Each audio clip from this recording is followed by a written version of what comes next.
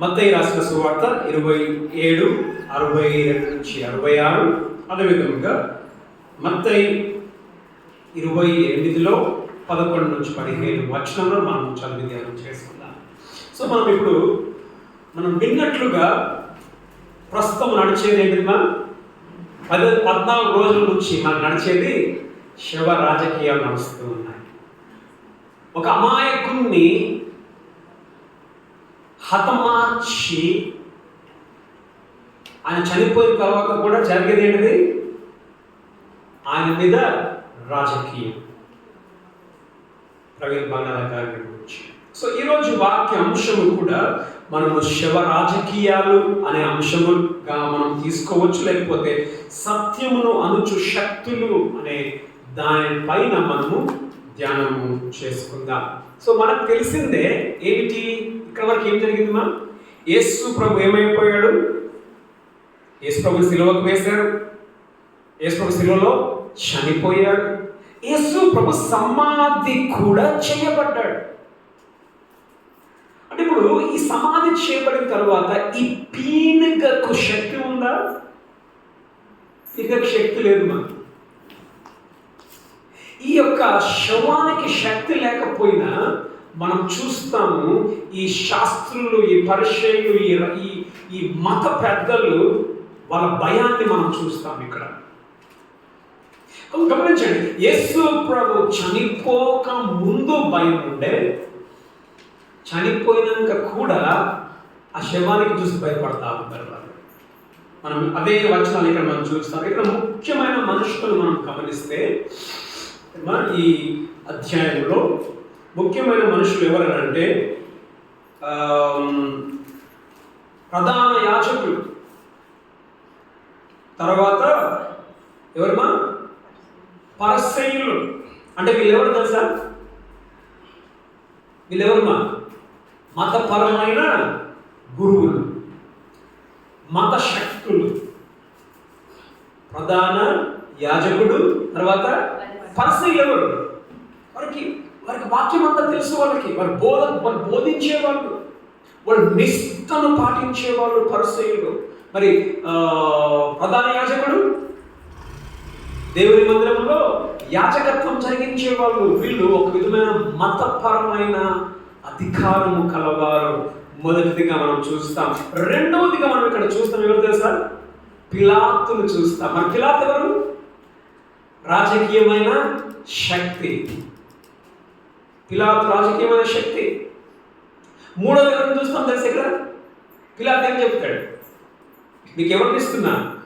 సైనికులను ఇస్తున్నా. ఎన్నో వచ్చిన 28లో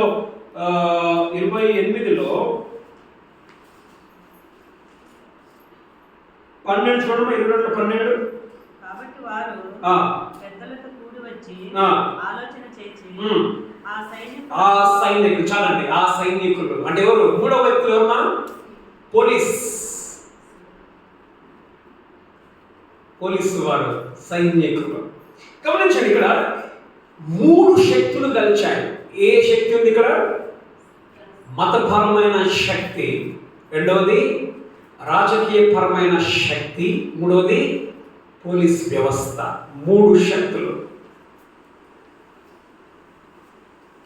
ఇప్పుడు ప్రస్తుతం గమనిస్తే కూడా ప్రవీణ్ పగడాల గారి యొక్క మరణాన్ని శాసించేది శక్తులుగా ఇవే 3 శక్తులు. రాజకీయ శక్తులు నడుస్తూ ఉన్నాయి, మతపరమైన శక్తులు దాంట్లో ఉన్నాయి, పోలీస్ వ్యవస్థ కూడా దాంట్లో ఉంది.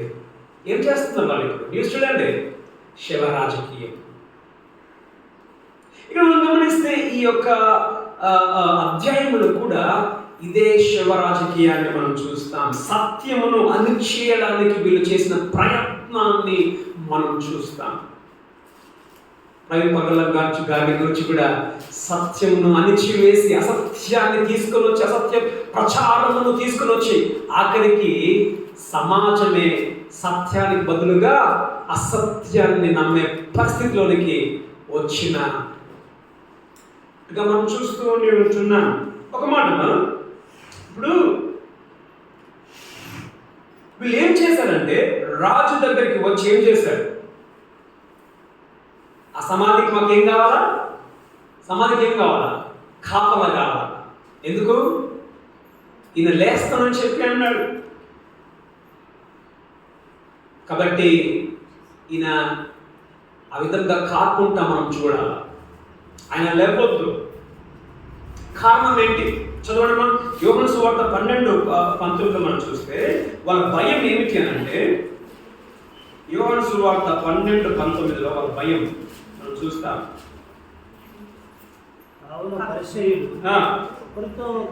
కాబట్టి పరిసయ్యులు చూడండి, ఇక్కడ మనం చూస్తే ఇక్కడ కూడా పరిసయ్యులే. ఎన్నో అధ్యాయంలో 27:62 మనం చూస్తే, మరునాడు అనగా సిద్ధపరచు దినమునకు మరుసటి దినమున ప్రధాన యాజకులను పరిసయ్యులను మనం చూస్తున్నాం.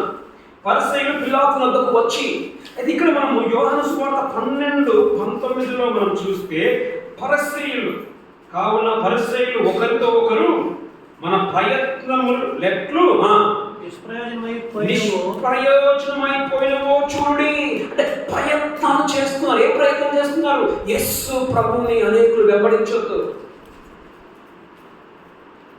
బ్రతుకులు మారొద్దు. వాళ్ళ ప్రయత్నాలు ఏమైపోయాయంటమా? నిష్ప్రయోజనం. ఇప్పటికి మనం చూస్తూ ఉన్నాం. ప్రభువుని నమ్మొద్దు జనాలు. యేసు ప్రభువుని నమ్మి వారి బ్రతుకులు మార్చబడొద్దు. ఎన్నో ప్రయత్నాలు జరుగుతున్నాయి. కారణం చదవండి, నిష్ప్రయోజనం అయిపోయాయని చూడండి. ఇదిగో లోకము ఆయన వెంట పోయినదని చెప్పుకొని బాధపడతా ఉన్నారు. వాళ్ళ బాధ ఎందుకు మా చంపింది యేసు ప్రభువుని? వాళ్ళు ఎందుకు మా చంపింది? లోకమంతా మారిపోతా ఉంటే, లోకమంతా మారిపోతా ఉంటే అది వాళ్ళ భయం. ఇప్పుడు మనం చూసుకున్నాం ప్రవీణ్ పల్లెల గురించి భయం ఏముండే వాళ్ళకి. ఈయన మాట ఏం భయం ఉండే? ఈయన మాట్లాడితే ముక్కుసూటిగా భయము లేకుండా మాట్లాడుతూ అనేక మందిని మారుస్తున్నాడే ఈయన. భయం. ఆ భయము చేత ఏం చేశారండి? ఆయనను చంపేశారు. అదే భయము చేత మనం పూజిస్తున్న ఆ ప్రభువైన యేసు క్రీస్తుని కూడా వాళ్ళు ఏం చేశారు? వారు చంపేపించారు సిలువలో. ఇక మనం చూస్తే 63 నుంచి 64 చదవండి. 27లో ఆ వంచకుడు చూడండి, ఆ వంచకుడు సజీవుడై ఉన్నప్పుడు 3 దినములైన తర్వాత నేను లేచెదనని చెప్పినది ఇలా భయం చూడండి, ఇలా భయం చూడండి. బ్రతుకున్నప్పుడు ఇట్లా చాలా మందిని మార్చేశారు. లోకమంతా కూడా వెళ్ళిపోయింది. ఇప్పుడు భయం ఏంటంటే మళ్ళా లేస్తేమన్నా భయం. మళ్ళీ లేస్తేమే కదా ఇంకెక్కువ మోసం జరిగిపోతుంది. ఈయన చెప్పాడు ఏమని? నేను ఆవంశకుడు సజీవుడై ఉన్నప్పుడు 3 దినముల తర్వాత నేను మరలా లేదని చెప్పినది మాకు జ్ఞాపకం ఉన్నది. చూడండి, వీళ్ళకి మంచి మంచి జ్ఞాపకాలు ఉంటాయి. వీళ్ళకి చెత్త జ్ఞాపకం ఉండదు. మంచి మంచి పదాలే. లేస్తడు అన్నది. మరి ఇంకొక మాట మనం గమనిస్తే శిష్యులు అది నమ్మారా? యేసు లేస్తారని చెప్పేసి శిష్యులు నమ్మలేదు కాబట్టి యేసు తిరిగి లేచినప్పుడు వాళ్ళు చాప పట్టడానికి వెళ్ళిపోయారు. ఆ స్త్రీలను మనం చూస్తాం. స్త్రీలు నమ్మారా? యేసు ప్రభుని సమాధి దగ్గరికి పోయిన స్త్రీలు ఎందుకు పోయారు? యేసు ప్రభు దగ్గరికి, సమాధి దగ్గరికి ఏంటిది? అత్తర పోయడానికి పోయారు శవానికి. అంటే ఆయనను వెంబడించిన వారు కూడా నమ్మలా. కానీ వెంబడించని వారే, ఆయన శత్రువులు ఆయన మాటను నమ్మారు లేస్తాడని చెప్పేసి. మేము వింటిని చదవండి యోహాను సువార్త 2:19 యోహాను సువార్త 2:19 యేసు ఈ దేవాలయమును పడగొట్టి 3 దినములలో దానిని లేపునని వారితో చెప్పాను. 3 దినములలో పడగొట్టండి, నేను లేపుతాను. నాకు దేని గురించి మాట్లాడుతుంది దేవుడు? యేసు ప్రభు దేవాలయం పడగొట్టి నేను దేని గురించి మాట్లాడుతున్నాడు? యేసు ప్రభు ఆయన శరీరం గురించి. నేను మళ్ళా 3 దినాలు లేస్తాను. జ్ఞాపకం ఉంది అని వాళ్ళు చెప్తూ ఉన్నారు పిలాతు దగ్గర. చూడు వాళ్ళకి ఎంత ద్వేషము యేసు ప్రభు అంటే. 63 వచనం చూడండి. 63 వచనంలో అలా చదువు 27లో 63. అయ్యా అయ్యా ఆ వంచకుడు చాలండి. ఏంటంట? ఆ వంచకుడు. వేసుకోవాలి వంచాడా లోకంలో ఉన్నప్పుడు? వంచన అనేటిమా మోసగాడు, ఆ వంచకుడు. ఆయన వంచకుడు కానే కాదు, వంచింపబడిన వారికి సహాయం చేసిన వాడు ఆయన. మోసపోయిన వారిని సహాయం చేసిన వాడు. కానీ వాళ్ళు ఎవరు వదిలేసామా? వంచకుడు. వంచకుడు. ఇప్పుడు ప్రవీణ్ పల్గాల గారి గురించి కూడా లేనిపోని మాటలు తాగుబోతూ. తర్వాత 64వ వచనంలో ఏం మాట్లాడుతున్నారు ఆయన శిష్యుల గురించి? కాబట్టి 3వ దినము వరకు సమాధిని భద్రము చేయని ఆజ్ఞాపించుము. చూడండి, వాని విశ్వాసించ వాని వంచకుడు వాణి అంటే ఏంటిమా? మా క్యారెక్టర్ అసాసినేషన్. అంత మర్యాద లేదు మా. చనిపోయిన ఒక శవానికి ఒక మర్యాద లేదు. అంత కసి, అంత అసూయ యేసు అంటే. ఇప్పుడు ప్రస్తుతం అదే, ఎవరికి పడితే వాడు ఏమైనా మాట్లాడుతూ ఉన్నాడు, డ్యాన్సులు వేస్తా ఉన్నాడు, ప్రవీణ్ పగల మరణం గురించి బూతులు మాట్లాడుతున్నాడు. యేసు ప్రభుని ఏమన్నా వంచకుడు. వాడు ఒక విషయం విధంలో ఆలోచన చేస్తే పాపం ఆయన భార్య పిల్లలు ఎంత మనోవేదనకు గురవుతుందో మనకు అర్థం కాదు. తండ్రిని కోల్పోయారు, భర్తను కోల్పోయింది ఆమె. ఇప్పుడు ఏం చేస్తున్నామా? తాగుబోతు అనే ప్రపంచం ముద్రను వేశారు. యేసు ప్రభుని వంచకుడు వాడు. చదవండి, వాని శిష్యులు వచ్చి ఎత్తుకొని పోయేది. ఇప్పుడు ఇంకొక ముద్ర ఎవరికి వేస్తున్నారు? ఆయనను వెంబడించి వారికి వేస్తున్నారు. ఏ ముద్ర? వాళ్ళు దొంగలు, వాళ్ళు దొంగతనం చేస్తారు. ఎత్తుకొని పోయా ఆయన మృతులలో నుండి లేచినని ప్రజలతో చెప్పేదిరేమో. అదేంటి? అబద్ధాలు మాట్లాడతారు వాళ్ళు. వాళ్ళు ఏం చేస్తారు? దొంగతనం చేస్తారు. వాళ్ళు ఏం చేస్తారు? మళ్ళా అబద్ధాలు మాట్లాడతారు. ఇప్పుడు మనం చెప్పిన మాట నన్ను వింటున్నామా? క్రైస్తవులు మొత్తుకుంటున్నారు, అది ఆయన కాదు, ఆయన కాదని మొత్తుకుంటున్నాడు. ఎవరు వింటున్నారా? మనల్ని అబద్ధికులుగా ముద్రిస్తూ ఉన్నారు. చదవండి. అప్పుడు మొదటి వంచన కంటే కడపటి వంచన మరి చెడ్డదయ్యుండునని చెప్పిరి. మొదటి వంచన ఏంటిదండి? మొదటి వంచన ఏంటిది? బ్రతుకున్నప్పుడు ఎంతో మంది మోసం చేసి ఏం చేసాడు? ఆయన ఎప్పటికి తీసుకుని వెళ్ళిపోయాడు. ఇంత మనం చదువుకున్నాం కదా, అయ్యో లోకమే అది వెంబడైపోయింది. బ్రతికి ఉన్నప్పుడు లోకాన్ని తీసుకొని వెళ్ళిపోయింది అని అంటే ఇక చచ్చిపోయి లేచిందంటే ఇంకేమవుతుంది? అంతకంటే ఇంకెక్కువ మంది ఉన్నారు. అంతకంటే ఇంకెక్కువ మంది. మొదటి వంచన కంటే కడపటి వంచన అంటే మొదట జరిగిన ఘోరం. మొదట ఏం ఘోరం జరిగింది మా? మొదట ఏం ఘోరం జరిగింది? వాళ్ళ భయం ఏమైంది? లోకమైన వెంబడి వెళ్ళిపోయింది, మనుషులు మారిపోతా ఉన్నారు. కాబట్టి ఏమవుతుంది? ఇంకా మనుషులు మారిపోతారు. ఇక మనం దాన్ని ఆపలేము. కాబట్టి ఏం చేయాలా? దాన్ని మనం ఆపేయాలా.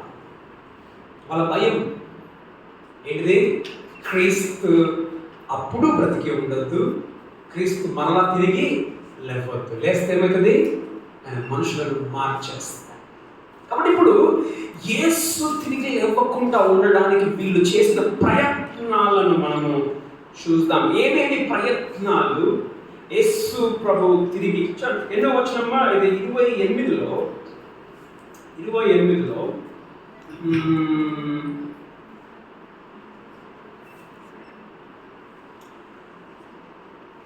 13 నుంచి చదవండి. మేము నిద్రపోవచ్చుండగా అతని శిష్యులు రాత్రి వేళ వచ్చి అతనిని ఎత్తుకొని పోయిరని ఏమని చెప్తున్నారు? అబద్ధం చెప్పండి. మీరు ఏసులో లేచి వెళ్ళిపోయింది, అయిపోయింది ఆదివారం. మీరేం చెప్పాలా? శిష్యులు వచ్చి ఎత్తుకొని పోయారని చెప్పాలి. ఓకే, ఇది అధిపతి చెవిన పడిన ఎడల మేము అతన్ని సమ్మతిపరచి నీకేమీ తొందర కలగకుండా చేతుమని చెప్పిరి. ఓకే, వారు ఆ ద్రవ్యం తీసుకొని ఆ. తమకు బోధింపబడిన ప్రకారం ఏమి బోధింపబడ్డది? శిష్యులు వచ్చి దొంగతనం అయిపోయారు రాత్రి. ఈ మాట యూదులలో వ్యాపించి చూడండి, ఈ మాట యూదులలో వ్యాపించి నేటి వరకు ప్రసిద్ధి ఆయను. ఏ మాట వ్యాపించింది? యేసు ప్రభు లేవలేదు, యేసు ప్రభు శవాన్ని ఎత్తుకొని పోయారు. ఇది వ్యాప్తి చెందింది, అది నమ్మబడింది. అంటే ఏం నమ్మబడిందమ్మా? ఇప్పుడు నిజమేంటిది? యేసు ప్రభు తిరిగి లేచాడు. కానీ జనాలకి న్యూస్ ఏం పోయింది? యేసు ప్రభు లేవలా, శిష్యులు ఎత్తుకొని పోయారు. కాబట్టి ఆయన లేచింది ఏంటిది? అబద్ధం. ఆయన లేవలేదు అనేది నిజం. జనాలు ఏం నమ్మారంట? ప్రజలు కూడా నమ్మింది ఏంటిది? యేసు లేవలేదు, యేసు సమాధిలోనే ఉన్నాడు. దాన్ని ప్రజలు నమ్మారు. దేన్ని ప్రజలు నమ్మారు? సత్యాన్న అసత్యాన్ని? అసత్యాన్ని ప్రజలు నమ్మారు. మనం నేర్చుకునే అదే అంశం, సత్యమును అనుచు శక్తులు, శివరాజకీయం. 62 నుంచి 66 వచనంలో మనం చూసుకుంటే, మరునాడు అనగా సిద్ధపరచు దినమునకు మరుసటి దినమున ప్రధాన యాజకులను పరిసయ్యులను పిలాతు వద్దకు వచ్చి. మరునాడు అంటే ఎప్పుడని? అనగా సిద్ధపరచు దినం. సిద్ధపరచు దినం ఎప్పుడమ్మా? ద డే ఆఫ్ ప్రిపరేషన్, ఇంగ్లీష్లో శనివారం. శనివారం సిద్ధపరచు, అది ప్రిపరేషన్. ఓకే, సో శనివారం నా సబ్బాతు దినం కాబట్టి వాళ్ళు ఏ పని చేయగలరు. శుక్రవారమే వాళ్ళు వెళ్ళిపోయారు. ఎక్కడికి? పిలాతు దగ్గరికి పోయారు. పిలాతు దగ్గరికి వాళ్ళు శుక్రవారం వెళ్ళిపోయారు. పోయి ఏం చేశారు? ఆ సమాధిని ఏం చేయండి మీరు? కావాలి వెయ్యండి అని చెప్పి అన్నారు. ఇప్పుడు ఇక్కడ ఎవరెవరు ఉన్నారు? ఇక్కడ మనం చూస్తున్నాం. మొదటి ఎవరు ఉన్నారు? ప్రధాన యాజకుల తర్వాత పరిసయ్యులు. ఎవరు? రాజకీయ మత శక్తులు. రెండవది మనం చూస్తున్నాం, పిలాతు ఎవరు? గవర్నర్. రోమా సామ్రాజ్యంలో ఒక సీఎం లాంటి వ్యక్తి, ఒక పొలిటికల్ పవర్. తర్వాత మనం చూస్తే 8వ వచనంలో 66వ వచనంలో మనం చూస్తే ఏముంది? వారు వెళ్ళి కావలి వారిని కూడా ఉంచి. కావలి వారు అంటే ఎవరండి? సైనికులు, పోలీస్ వ్యవస్థ.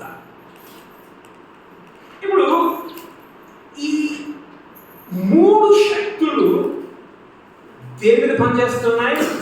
సత్యమును అణచడానికి ప్రయత్నం చేస్తూ ఉన్నాయి.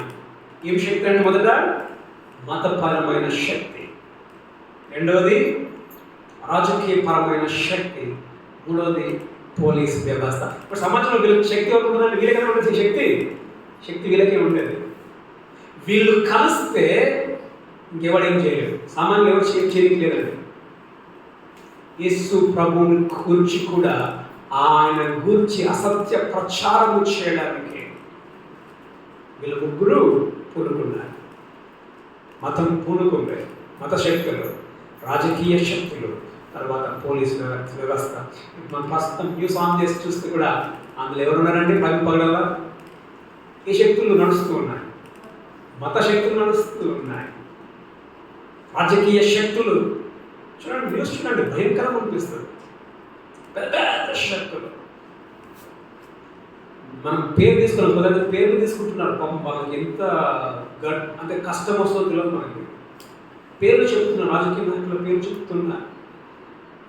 ఇప్పుడు దానికి తోడు ఎవరున్నారు? పోలీస్ వ్యవస్థ. పోలీసు ఏం చేస్తున్నారు? ఇంకా ఆ యొక్క దాన్ని ఏమంటారు, పోస్ట్ మార్టం రిపోర్ట్ ఇంకా బయటకు రావట్లా. ఇప్పుడు ఆఖరికి ఈరోజు ఒక పాస్టర్ అరెస్ట్ చేసి పడేశారు పోలీసు వ్యవస్థ. ఇప్పుడు వీళ్ళంతా ఒక్కటి అయితే సత్యం బయటకు వస్తుందో భయపడాలి?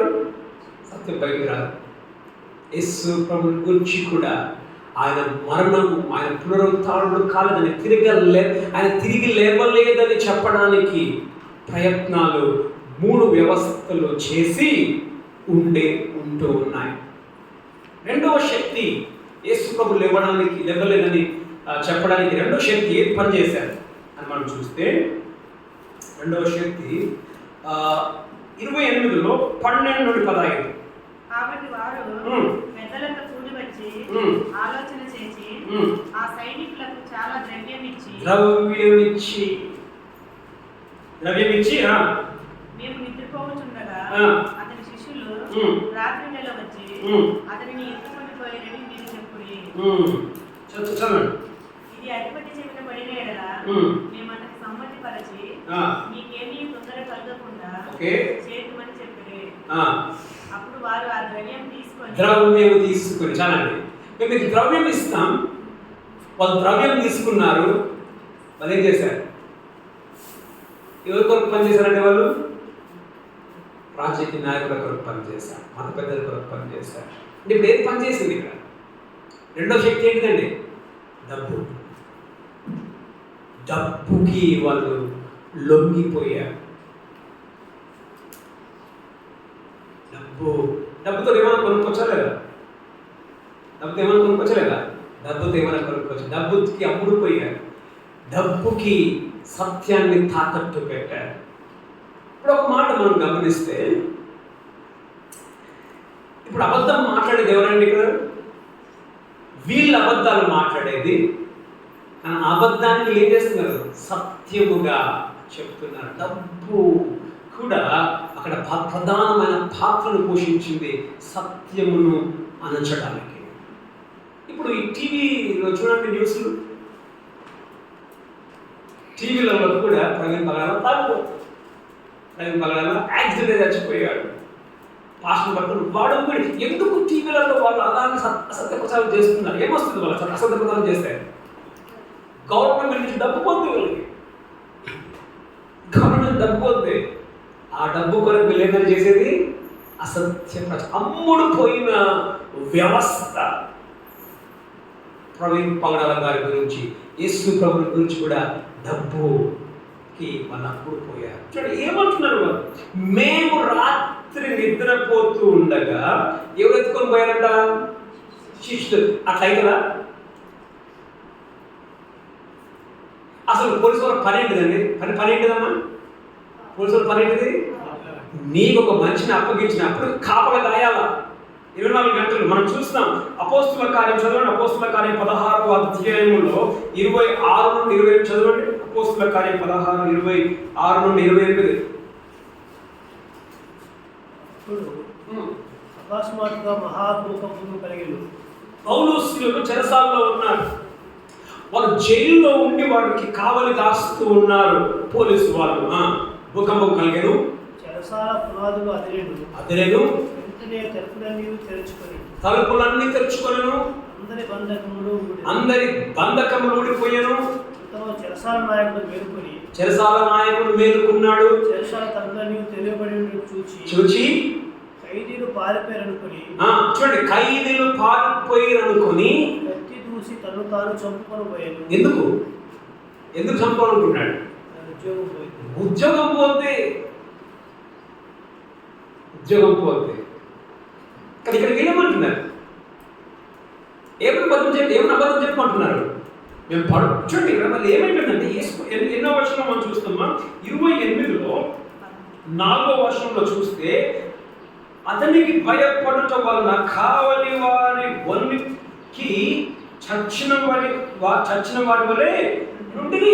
యేసు ప్రభు ఉదయాన లేచే టైంకి ఆ దూత వచ్చినప్పుడు ఆ దూత వెలుగునకు ఏమైంది? కావలి వారు చచ్చినట్టు పడిపోయారు. అది సత్యం. కావలి వారు పడ్డది సత్యము, యేసు ప్రభు లేచింది సత్యము, సమాధి ఖాళీ అయింది సత్యము. కానీ వీళ్ళు ఏమంటున్నారు? వీళ్ళు ఎక్కడికి పోయారు? ఏం చెప్తున్నారు? చూడండి 12వ వచనంలో, కాబట్టి వారు పెద్దలతో కూడి, 11వ వచనం, వారు వెళ్ళుచుండగా కావలి వారిలో కొందరు పట్టణంలోనికి వచ్చి జరిగిన సంగతులన్నింటినీ ప్రధాన యాజకుడితో చెప్పిరి. ఏం చెప్పారు? ఏం జరిగిన సంగతి అండి? యేసు ప్రభు లేచాడు, సత్యం, అది చెప్పారు. చెప్తే వాళ్ళేమన్నారు? కాబట్టి వారు పెద్దలతో కూడి వచ్చి ఆలోచన చేసి సైనికులకు చాలా ద్రవ్యం ఇచ్చి మేము నిద్రపోచుండగా అతని శిష్యులు రాత్రి వేళ వచ్చి అతన్ని ఎత్తుకొని పోయారని మీరు చెప్పుడి.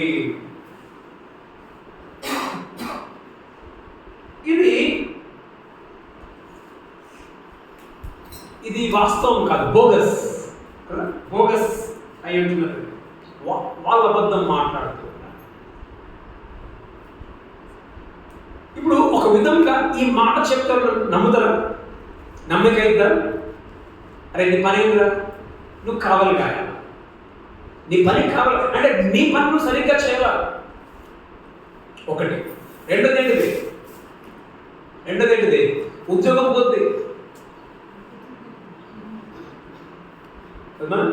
మనం చూస్తూ ఉన్నాం, వీరు డబ్బు ఎంతగా ప్రభావము సత్యం పైన చూపించిందో మనం చూస్తూ ఉంటున్నాం. ఇంకా తర్వాత మనం చూస్తే వాళ్ళు ఇక్కడ ఏమంటున్నారు, ఒకవేళ ఇది ఎవరి దగ్గరికి 14వ వచనం, ఇది అధిపతి చెవిన వినబడిన ఎడలా మేమతన్ని సమ్మతిపరిచి నీకేపీ తొందర కలగకుండా చూతుమని చెప్పిరి. ఒకవేళ అది ఇది ఎక్కడ ఉండాలా? ఈ న్యూస్ ఎక్కడ దాకా ఉండాలా?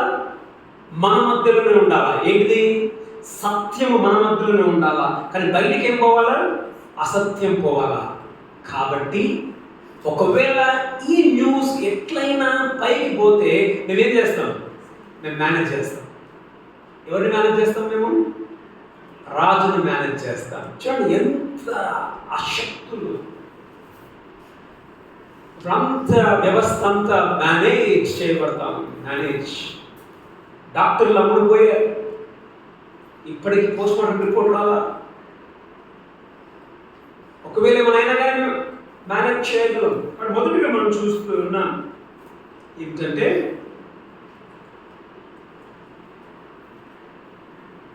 శక్తులు.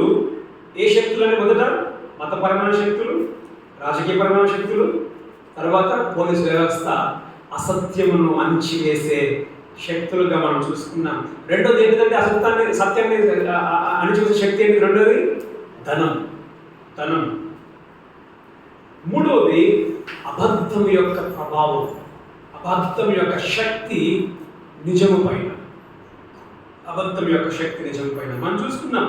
ఎన్నో వచనము 15లో చివరి భాగం, అప్పుడు వారు ఆ ద్రవ్యము తీసుకుని తమకు బోధించిన ప్రకారము చేసినట్టు ఏం చేశారు? పోయి ఏం చెప్పారు? శిష్యులు వచ్చి ఎత్తుకొని పోయారు. అది చెప్పారు. చెప్పిన దానికి ఏమైందంట? ఆ మాటలు యూదాలో వ్యాపించి నేటి వరకు, అంటే వ్యాపించాలి. నేటి వరకు ఏం నమ్ముతున్నారు? యేసుని తిరిగి లెవలా. అసత్యం యొక్క ప్రభావము శక్తి పైన. కొందరు అంటారు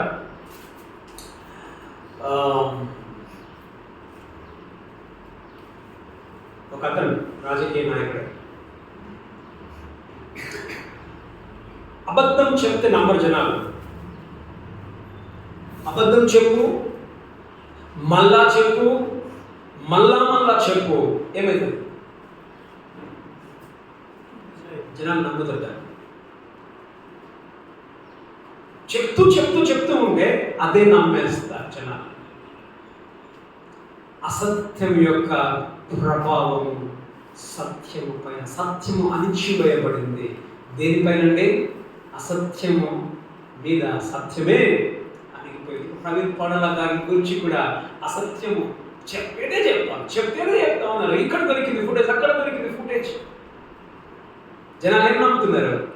అదే అసత్యము, సత్యము పైన ప్రభావము. ఆఖరికి గెలిచేది ఏంటంటే ఇక్కడ ఏం గెలిచింది? ఇక్కడ అసత్యమే గెలిచింది.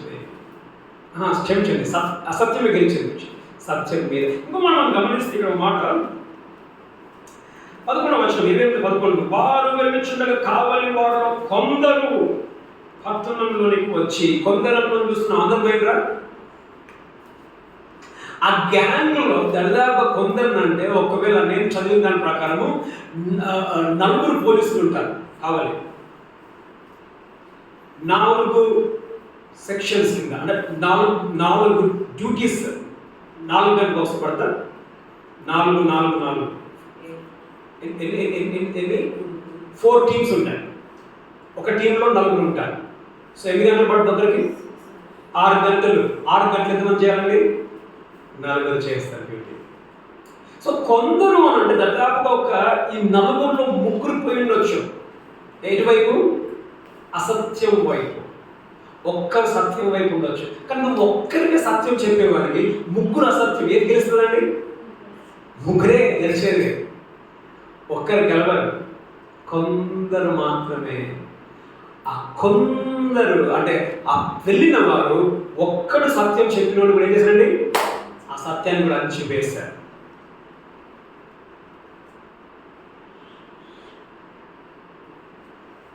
ఇప్పుడు మనం ఎటువైపు ఉన్నాం? మనం సత్యం వైపు ఉన్నామా, అసత్యం వైపు మనం ఉన్నామా? మనం ఎవరి వైపు ఉన్నామండి? సత్యమా అసత్యమా? సత్యం వైపు మనం ఉన్నాం.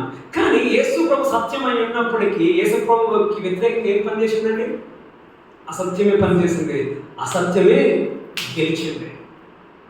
న్యాయం జరగల యేసు ప్రభుకి ఆయన మరణం తర్వాత కూడా. ఇప్పుడు ప్రవీణ్ పగల గారికి కూడా న్యాయం జరుగుతుందా? న్యాయం జరగల. ఆఖరికి పాస్టర్లే ఏమంటున్నారు? ప్రవీణ్ పగల తాగుబోతుంది.